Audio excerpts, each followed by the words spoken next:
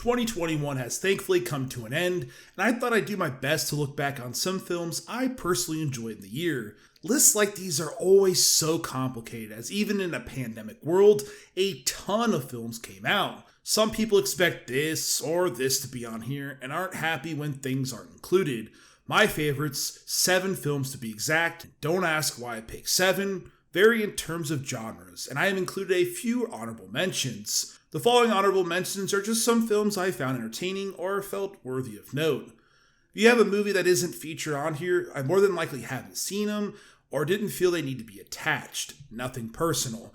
As usual, I always love to hear your personal favorites, so let me know down in the comments below. So let's get started. A film with so much baggage that even including on this list will create new friends and enemies alike. After what feels like an eternity of internet boycotting, Zack Snyder's original version of Justice League was released in March of this year with a packed 4-hour runtime. Without a doubt, this movie is remarkably better than the watered-down version we received from Joss Whedon, and even those not a fan of the movie can admit that. The film's standout scene to me is the epic war flashback scene featuring Darkseid, and the scene with the Flash reversing time was pretty cool. I understand why people wouldn't like this, and why some absolutely love it, but that's all I really have to say on it. Something about simple stories with quality executions always stick in my mind. Nobody's storyline, which feels like a draft of John Wick that was tossed in the trash can, is certainly not a new idea. That being said, the film is technically proficient, led with a charming performance from Bob Odenkirk. The action is bare-knuckle, brutal, and well done. It simply reminds me of a different time, before everything was green screen or filled with familiar characters. The Danish action drama technically is a 2020 release in Denmark, but is a 2021 release in the United States. So I'm cheating here, but I'll take any excuse to talk about this excellent film starring Mads Mikkelsen.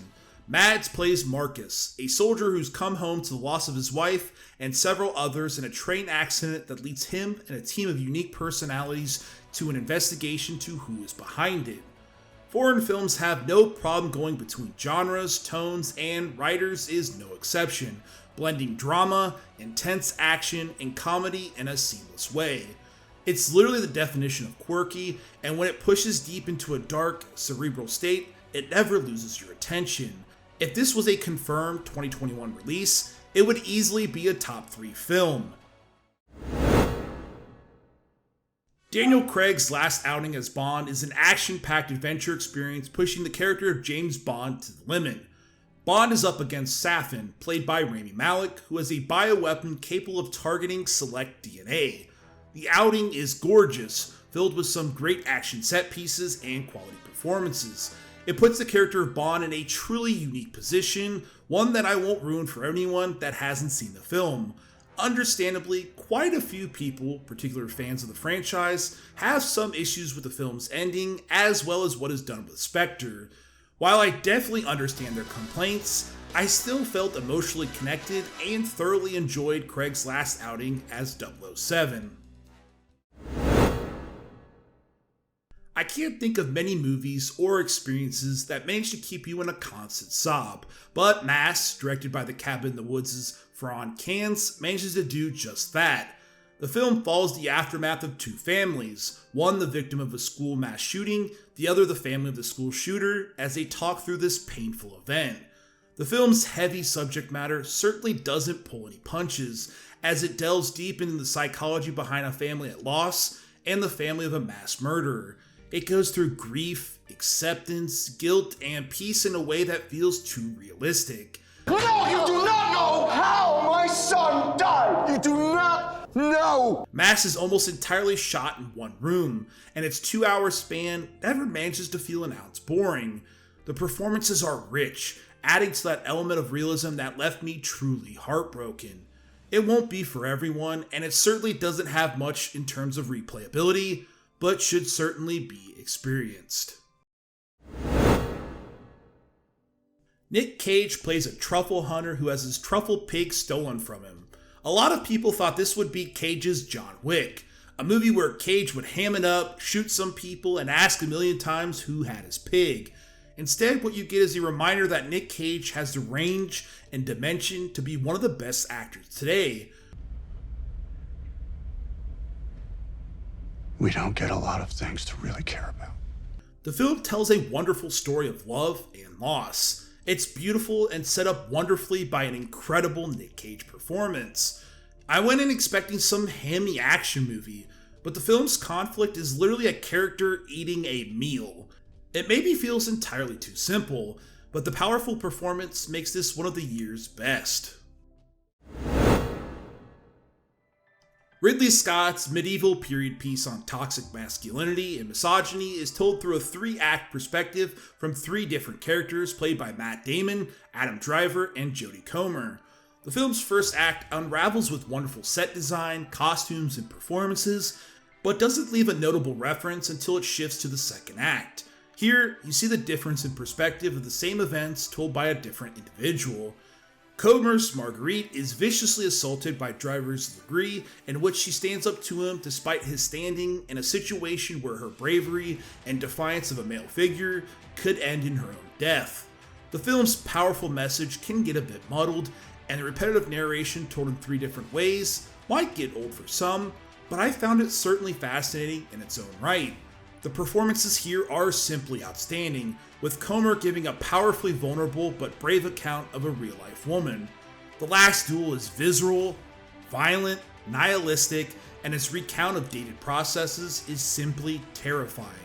It won't be for everyone, but Ridley Scott's direction certainly makes it a noteworthy experience. Denis Villeneuve is one of the best filmmakers working today, with each film having an anticipation similar to that of Christopher Nolan.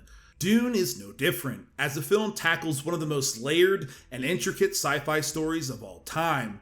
Dune is a technical masterwork, from the beautiful cinematography, costumes, set design, and the otherworldly experience that Denis brings to life. That being said, the film does have 2 issues that keep it from being my favorite film of the year. The film ends pretty much out of nowhere, leaving for a part 2 that makes the film feel entirely incomplete. It also doesn't emotionally resonate in really any way, shape, or form. Maybe this is because the film doesn't have a conclusive arc for characters, but certain scenes should leave an emotional feeling over the audience, and they just don't. Regardless, the film is loaded with the awe-inspiring set pieces and dynamic action. CODA, also known as a child of a deaf adult, follows a young teenager growing up with 2 parents and a brother who are deaf. She is the anchor in a fishing family, no pun intended, that keeps the family afloat, also no pun intended. She eventually puts herself out there in school, trying out for choir, and realizes she has a true talent that puts her future and past at a crossroad. The film follows the traditional arc of a coming-to-age story, but is so well executed in parts to its wonderful demonstration of deaf families. Several scenes left me emotionally torn apart, only to build me back up.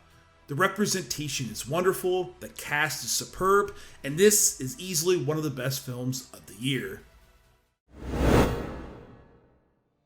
The Green Knight is a unique retelling of King Arthur's nephew, Sir Gawain, played by Dev Patel. Gawain goes on an adventure to confront the enigmatic and nightmarish Green Knight. The Green Knight is the definition of an ambiguous film, with each shot and each scene leaving each audience member up to their own interpretation. The Green Knight is visually beautiful, with each shot feeling like a painting in the nicest art gallery imaginable. Patel takes us on a cinematic journey through various trials of Gawain becoming a knight. The film takes its time in what can only be described as deliberately paced, or what laymen would call slow. The film's final 10 minutes will leave some completely gobsmacked and others in complete awe. As soon as you step back and realize the film is a unique retelling on the Arthurian legend, it adds tremendous weight. Each scene feels like a storybook come to life, and I honestly enjoyed the journey every step of the way. Like some of the films on this list, it won't be for everyone, but damn, you really should give it a try. Well, here is my list, surely unique and not full of what most people would put on their top 10 or in my case top 7. That's why I'm asking to see your list. So let me know in the comments below what your favorite films of the year are, and I'll see you on the next video. Happy 2022. So if you're still here, consider heading over to my Patreon where I post unique content, upcoming reviews, and channel updates frequently. Thank you, and you have a great 2022.